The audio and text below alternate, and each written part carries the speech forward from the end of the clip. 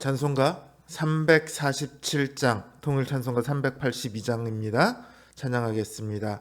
찬송가 347장, 허락하신 새 땅에 찬양하겠습니다.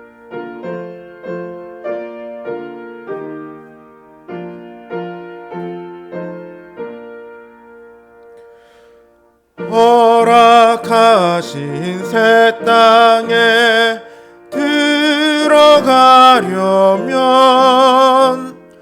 맘의 준비 다하여 힘써 일하세. 여호수아 본바다 앞으로 가세. 우리 거할 처소는 주님 품일세. 시험 환난 당해도 낙심 말고서 맘의 걱정 버리고 힘써 일하세. 여호수아 본바다 앞으로 가세.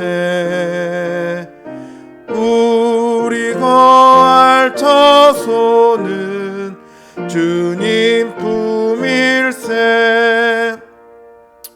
앞서가신 예수님 바라보면서 모두 마음을 합하여 힘써 일하세. 여호수아 본바다 앞으로 가세. 우리 거할 처소는 주님 품일세. 일할 곳이 아직도 많이 있으니 담대하게 나가서 힘써 일하세. 여호수아 본바다 앞으로 가세. 우리 거할 처소는 주님 품일세. 찬송가 342장, 통일 찬송가 395장 찬양하겠습니다.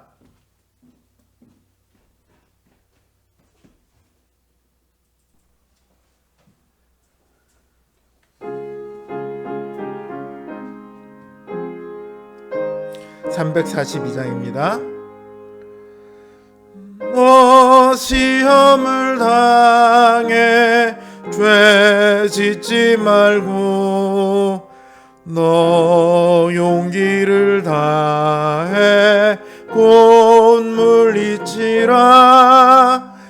너 시험을 이겨 새 힘을 얻고 주 예수를 믿어 늘 승리하라. 우리 구주의 힘과 그의 위로를 빌라. 주님 내 편에 서서 항상 도우시리. 내 친구를 삼가 잘 선택하고 너행을 삼가 늘 조심하라. 너 열심을 다해 늘 충성하고 온 정성을 다해 주 봉사하라. 우리 구주의 힘과 그의 위로를 빌라. 주님 내 편에 서서 항상 도우시리. 잘 이기는 자는 상 받으리니 너 낙심치 말고 늘 전진하라. 내 구세주 예수 힘 주시리니 주 예수를 믿어 늘 승리하라. 우리 구주의 힘과 그의 위로를 빌라. 주님 내 편에 서서 항상 도우시리.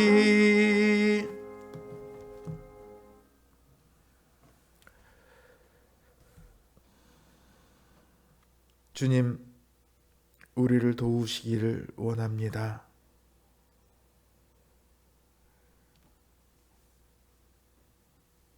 우리에게 참으로 많은 일들이 늘 일어납니다. 때로 우리가 원하지 않는 일들도 많이 일어납니다. 우리는 그 일들을 비껴갈 수 없습니다. 그 모든 것들을 맞닥뜨려야 합니다. 그러나 오직 주님의 은혜가 아니고서는 우리에게 닥치는 어떠한 어려움도 우리는 이겨낼 수 없습니다. 주님, 우리에게 더 큰 은혜와 더 큰 믿음을 주시옵소서. 오늘을 살아가고 있는 우리들이 이 세상에 흔들리는 삶이 아니라 주님 안에 굳게 서는 삶을 살아가기를 원합니다. 주님, 우리를 도우시옵소서. 우리 안에 있는 모든 죄악된 마음과 또한 우리의 믿음을 흔드는 그 모든 것들로부터 우리를 지켜 보호하여 주시옵소서. 우리를 새롭게 하시고 우리를 인도하여 주시옵소서. 우리가 주님 안에 있기를 원합니다. 우리가 주님께서 주시는 그 평안을 누리기를 원합니다. 주님, 우리와 함께하여 주시옵소서. 예수님의 이름으로 기도드립니다. 아멘.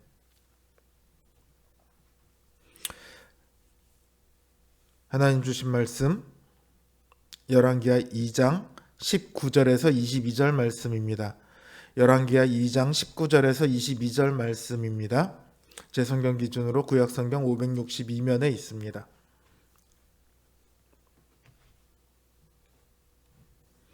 열왕기하 2장 19절에서 22절 말씀 제가 받들어 읽겠습니다.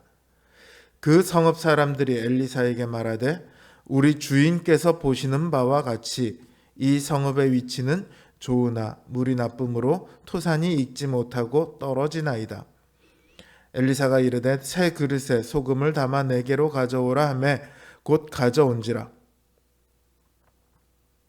엘리사가 물 근원으로 나아가서 소금을 그 가운데에 던지며 이르되 여호와의 말씀이 내가 이 물을 고쳤으니 이로부터 다시는 죽음이나 열매 맺지 못함이 없을지니라 하셨느니라 하니 그 물이 엘리사가 한 말과 같이 고쳐져서 오늘에 이르렀더라.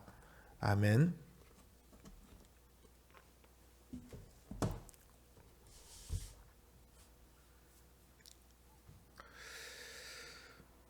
요단강가에서 엘리야의 승천을 지켜본 엘리사는 본격적인 선지자의 길을 시작합니다.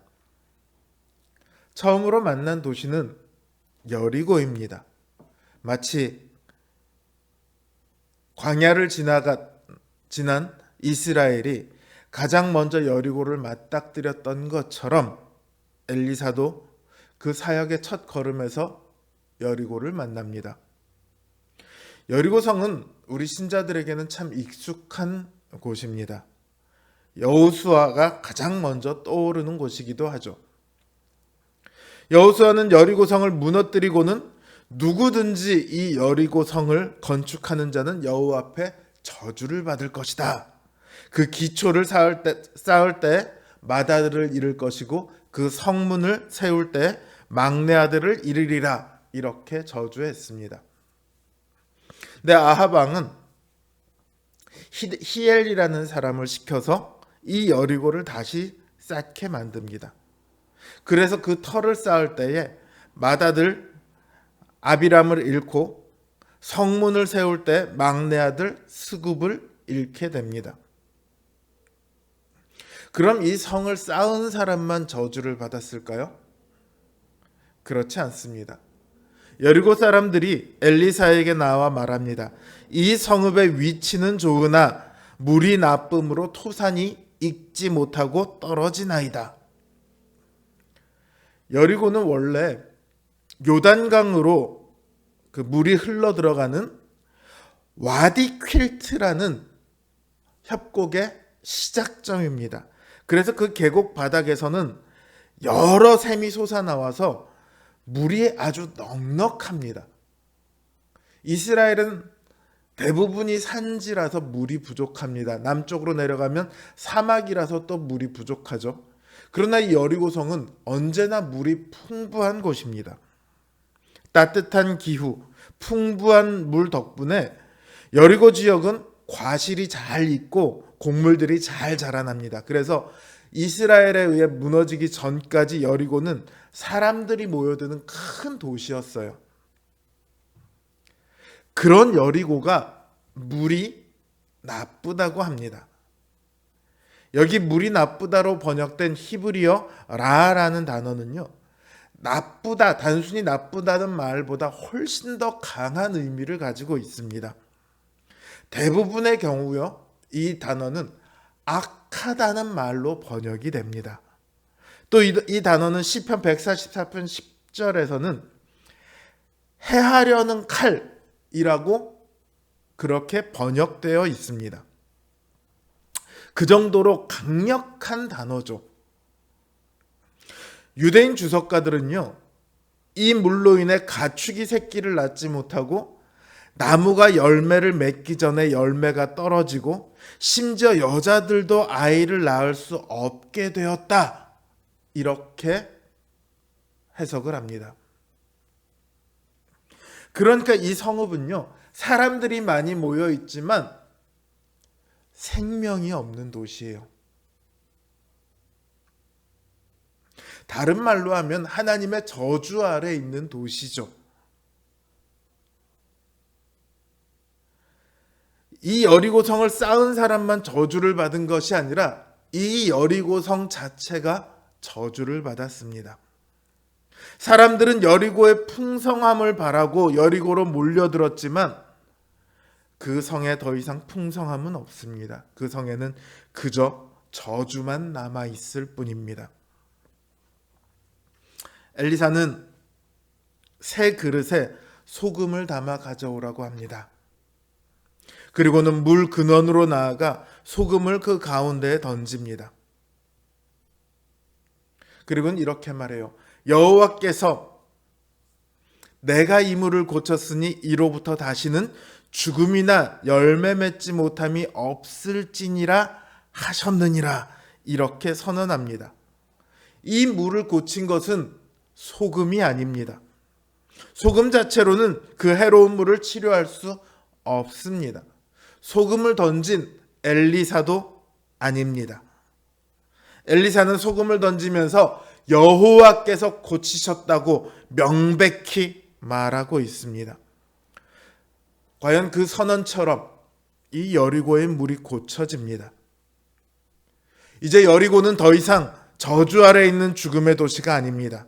풍성한 생명력이 넘치는 도시가 되었습니다. 버림받고 멸망당한 도시가 아니라 하나님의 은혜를 입은 도시가 되었습니다. 여리고에서 일어난 이 엘리사의 첫 번째 이적은 명백하게 이스라엘을 구원하는 사역을 보여주고 있습니다. 하나님께서는 여로보암 이후로 우상 숭배를 그치지 않고 있는 이 이스라엘을 아합 이후로 여전히 바알을 섬기고 있는 이 이스라엘을 다시금 구원하시겠다는 의지를 이 여리고에서 보여주고 계십니다. 이스라엘의 구원은 이스라엘만의 구원으로 끝나지 않습니다. 타락한 인류를 위해 하나님께서는 이스라엘을 택하셨고 이제 이스라엘을 새롭게 하심으로 온 인류에게 구원의 길을 다시 열 것을 보이셨습니다. 이스라엘이 새 그릇이 되게 하시겠다는 것이죠. 이 이스라엘을 변화시키는 일이 엘리사에게 주어진 사명입니다. 그래서 엘리사를 보면 우리 주 예수 그리스도가 보입니다. 빛과 소금이라고 하면 우리는 가장 먼저 신자의 사명을 먼저 생각합니다. 그러나 사실은 주님께서 먼저 빛과 소금으로 오셨습니다. 주님은 타락한 이래 저주 가운데 신음하고 있는 인간들을 저주로부터 구하시고 생명 가운데로 인도하시기 위해 이 땅에 오셨습니다. 그리고 우리를 하나님의 모든 진노의 저주로부터 해방시키셨습니다. 인간의 모든 악들이 어디로부터 옵니까? 모든 천재지변이, 모든 슬픔이, 모든 고통이, 모든 질병이, 모든 죽음이 다 어디서부터 옵니까? 하나님께서 처음 창조하셨을 때 이런 것들이 있었나요? 그렇지 않죠. 타락한 이후에 이 모든 것들은 우리들의 삶 가운데 들어왔습니다. 생명을 벗어나 죄와 사망 가운데 있기 때문에 벌어지는 일들입니다. 오늘 우리 삶에 바라지 않는 일들이 일어나는 이유도 바로 여기에 있습니다. 이제 주님께서 우리를 다시금 그 죄와 사망의 사슬에서 풀어 헤치셔서 생명 가운데로 옮기셨습니다. 더 이상 천재지변을 두려워하지 않아도 됩니다. 더 이상 고통과 슬픔이 우리를 절망으로 내몰 수 없습니다. 더 이상 질병과 죽음이 우리를 올가매지 못합니다. 그 어떤 것도 우리를 그리스도의 사랑에서 끊을 수 없습니다. 우리는 정화된 그 여리고성처럼 그리스도 안에서 이제 생명과 은혜의 삶을 살아갑니다. 더 이상 저주 아래 있는 삶을 살아가지 않습니다. 우리는 이 땅에서 가장 부자가 되지는 못합니다. 이 땅에서 가장 건강한 사람이 되지는 못합니다. 이 땅에서 가장 훌륭한 사람, 가장 명예로운 사람이 되지도 못합니다. 그러나 우리가 살아가는데 조금도 부족함이 없는 풍성함을 우리는 누리고 있습니다. 소금 자체가 여리고성을 고친 것이 아닌 것처럼 지금 우리가 가지고 있는 것들이 우리를 살아가게 만드는 게 아니에요. 그러니까 지금 내가 누리고 있는 것을 잃을까 봐 아등바등하지 않았으면 좋겠습니다. 내 미래에 더 많은 것을 가지지 못할까 봐 전전긍긍하지 않았으면 좋겠습니다. 그거는 저주를 살아가는 사람들의 삶입니다. 미래가 보장되지 않은 사람들의 삶입니다. 풍성함을 가질 수 없는 사람들의 삶입니다. 가질 수 있을 때 조금이라도 더 가져야 하고 모을 수 있을 때 조금이라도 더 모아야 하는 삶입니다.